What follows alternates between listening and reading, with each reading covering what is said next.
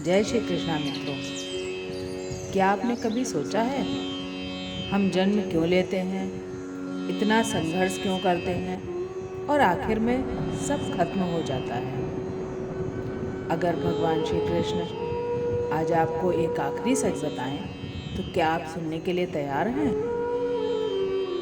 क्योंकि आज का यह ज्ञान आपकी सोच बदल देगा, आपकी ज़िंदगी बदल देगा और शायद आपका भाग्य भी बदल देगा।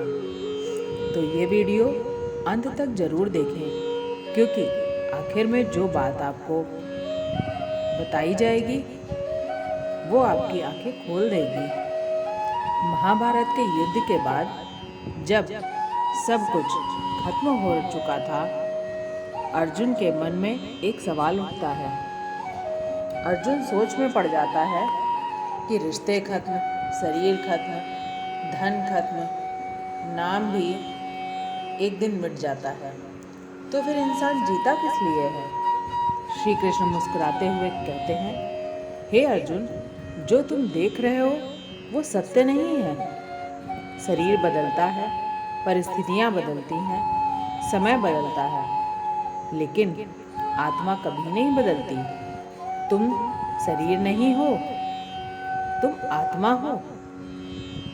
जैसे इंसान कपड़ा बदलता है, वैसे ही शरीर आत्मा बदलती है।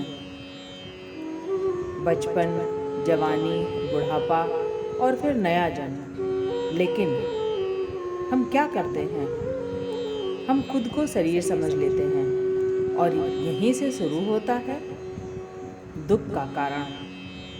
श्री कृष्ण कहते हैं, जब तुम किसी चीज़ को अपना मान लेते हो तभी दुख शुरू होता है, क्योंकि इस जीवन में कुछ भी स्थायी नहीं है।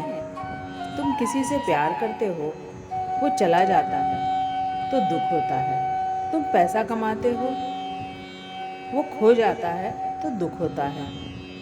तुम शरीर से प्यार करते हो, वो बूढ़ा हो जाता है तो दुख होता है।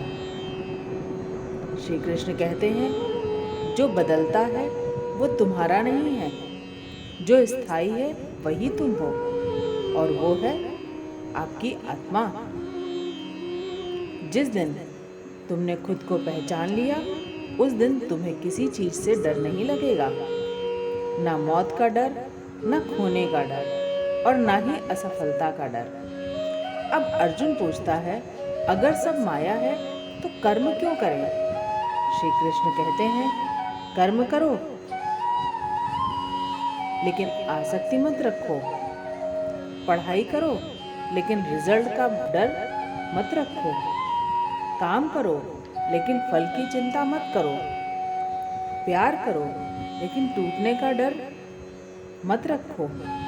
यही है असली आज़ादी, जीवन का अंतिम सत्य। श्री कृष्ण कहते हैं, तुम अकेले आए थे, अकेले ही जाओगे, लेकिन तुम्हारे कर्म तुम्हारे साथ जाएंगे। इसलिए सही करो, सच्चा करो, बिना डर के करो।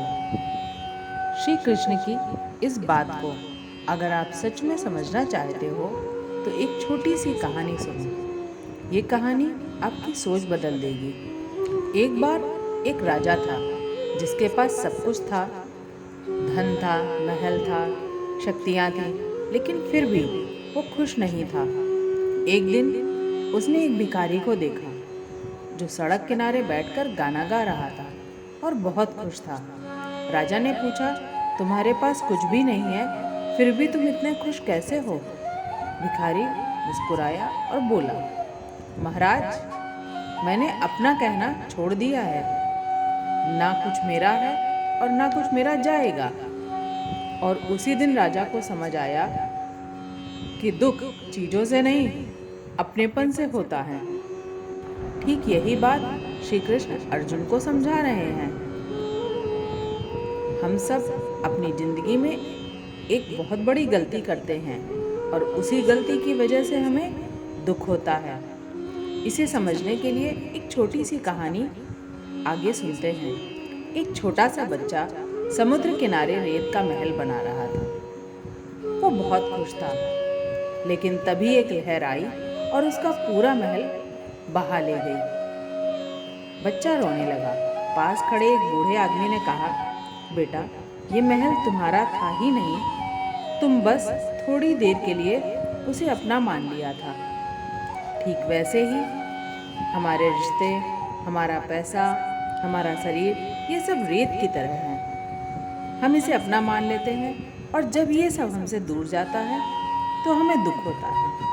अगर मैं आपको एक लाइन में ज़िंदगी समझाऊं तो शायद आपको समझ ना आए, लेकिन इस कहानी से आप कभी नहीं भूलोगे।